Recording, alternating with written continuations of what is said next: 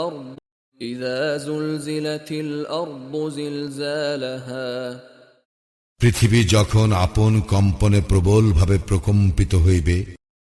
وأخرجت الأرض أثقالها এবং পৃথিবী যখন তাহার ভার বাহির করিয়া দিবে, وقال الإنسان ما لها এবং মানুষ বলিবে, ইহার কি হইল? يومئذ تحدث أخبارها সেই দিন পৃথিবী তাহার বৃত্তান্ত বর্ণনা করিবে,